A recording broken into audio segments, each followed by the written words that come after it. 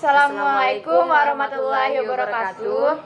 Perkenalkan, saya Alia Istiqlal Zubita dengan NIM F126120101001. Perkenalkan, nama saya Vera, NIM F12612011010. Baiklah, pada kesempatan kali ini kami berdua akan menjelaskan mengenai aliran utama psikologi, yang dimana aliran utama psikologi ini terdiri dari 4. Yang pertama yaitu psikoanalisa, yang kedua yaitu behaviorisme, yang ketiga yaitu kognitif, yang keempat adalah humanistik. Baiklah, untuk selanjutnya mari kita lihat. Bye.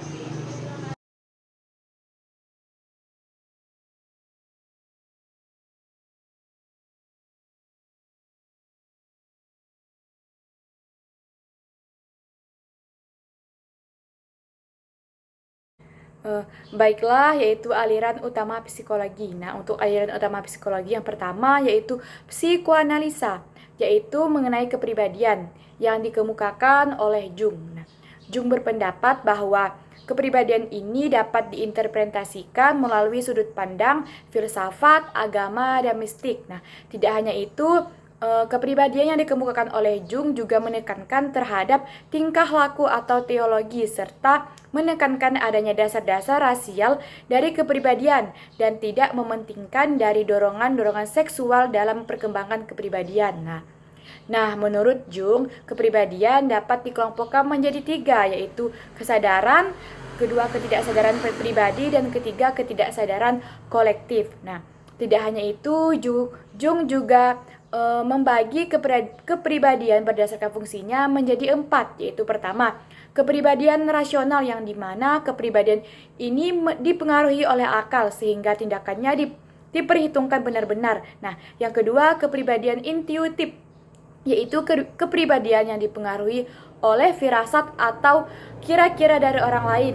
Nah, yang ketiga yaitu kepribadian emosional, yang dimana kepribadian ini dipengaruhi oleh emosinya sendiri seperti rasa marah, sedih, atau gembira. Nah, yang keempat yaitu kepribadian sensitif, yaitu kepribadian yang dipengaruhi oleh panca indera serta cepat bereaksi terhadap rangsangan yang dilakukan oleh panca indera.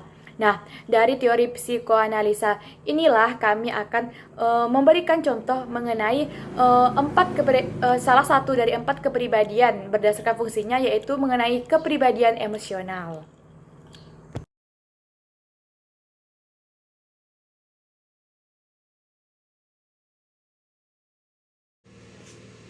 Halo, dia lagi di rumah aja. Katanya besok mau datang. Kok sekarang lagi?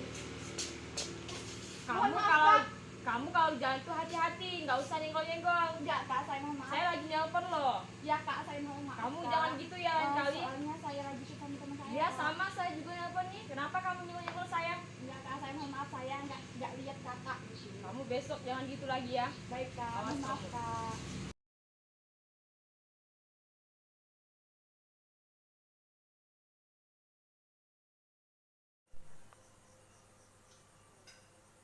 Baiklah, untuk teori kedua yaitu mengenai tentang behaviorisme, di mana teori ini dikemukakan oleh Pavlov yang merupakan seorang sarjana asal Rusia yang lahir di Rajasthan pada tanggal 14 September tahun 1849, di mana beliau meninggal itu di negara Leningrad pada tanggal 27 Februari tahun 1936.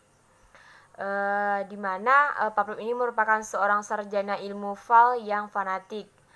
Pavlov menemukan sebuah penemuan dalam sejarah psikologi, yang dimana hasil penyelidikannya yaitu mengenai tentang refleksi berkondisi, artinya bahwa dimana manusia mengalami refleks karena terjadinya ada dorongan-dorongan dari luar. Selanjutnya yaitu Pavlov juga meletakkan dasar-dasar behaviorisme sekaligus meletakkan dasar-dasar bagi penelitian mengenai proses belajar dan pengembangannya.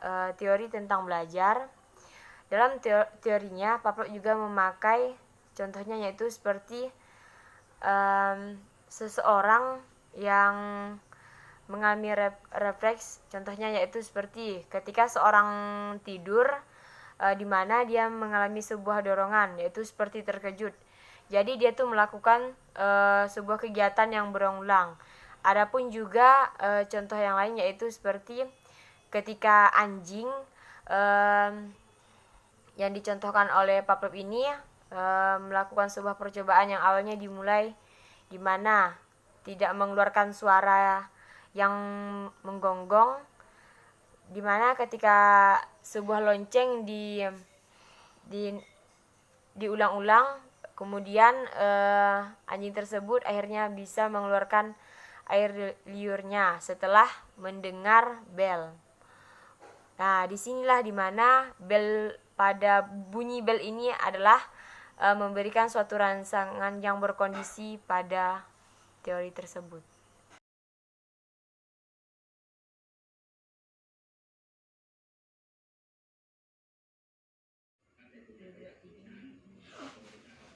Astagfirullahaladzim, ya Allah, kenapa Reno?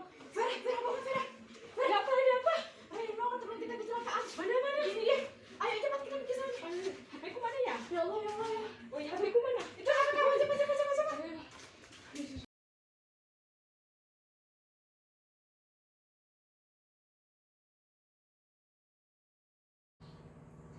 Baiklah, teori yang ketiga yaitu teori kognitif yang dikemukakan oleh Heider. Nah, kognitif berasal dari kata kognisi atau cognition yang artinya kesadaran. Dalam psikologi, kognitif mempelajari berbagai hal seperti harapan, ide, serta bagaimana arus informasi yang ditangkap oleh indera kemudian diproses dalam jiwa seseorang sebelum masuk dalam kesadaran dan diwujudkan dalam bentuk tingkah laku atau reaksi terhadap rangsangan. Nah, tidak hanya itu, teori ini tidak selalu berkaitan dengan tingkah laku yang nyata atau respon yang overt, namun juga bisa mengedepankan berupa ingatan atau yang diproses melalui gejolak perasaan seperti perasaan gelisah, adanya keputusan, kekecewaan, atau sebagainya, atau rasa suka dan tidak suka. Nah, menurut Heider yang mengemukakan teori POX, terdapat 3 teori kognitif, yaitu teori kesadaran keseimbangan, teori ketidakseimbangan, dan keadaan yang tidak relevan. Nah, teori kesadaran keseimbangan yang artinya teori ini mampu menimbulkan rasa kepuasan atau rasa senang serta mendorong untuk berbuat sesuatu serta dapat mempertahankannya. Nah, yang kedua, teori keadaan tidak seimbang yang dimana teori ini dapat menimbulkan perasaan tidak senang, tidak puas, serta mendorong seseorang untuk mengubah sikapnya. Nah, yang ketiga yaitu keadaan yang tidak relevan, artinya tidak berpengaruh sama sekali terhadap orang tersebut sehingga tidak terdorong untuk melakukan apa-apa. Nah, dari ketiga teori kognitif ini kami akan memberikan contoh dari teori kesadaran keseimbangan.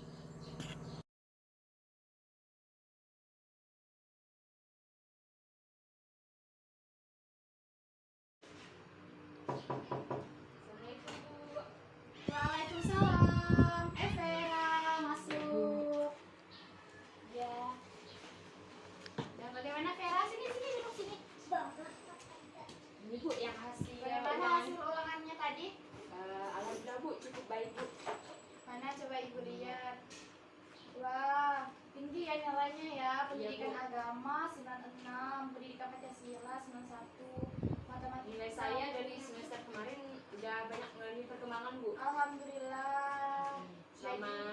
Selama les dengan Ibu Bu, nilai saya cukup berkembang Bu. Ya, jadi nanti udah berkembang kan ya. Jadi rajin-rajin lagi ya Bu. belajarnya. Pertahankan nilainya. Jangan malas lagi ya.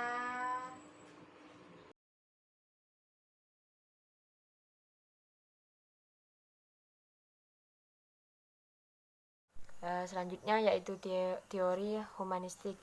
Teori humanistik dikemukakan oleh Maslow tentang motivasi yang berawal dari praanggapan bahwa manusia pada dasarnya adalah baik atau yang disebut juga setidaknya netral, bukan seperti jahat, hanya keadaan fisik manusia yang mempunyai indera perasa seperti perut lapar, tumbuh berkembang biak, dan sebagainya.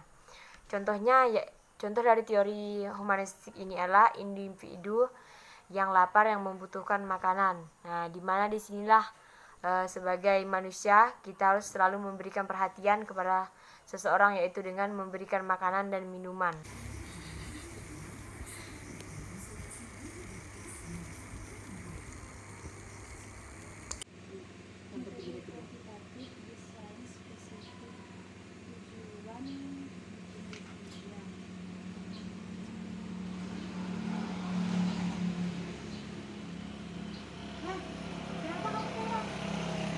Aku sakit dari pagi nggak makan.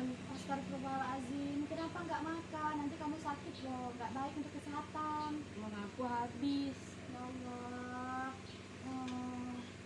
Ini ada bekal punya aku. Nggak usah lah Makan aja, merepotkan. nggak apa-apa.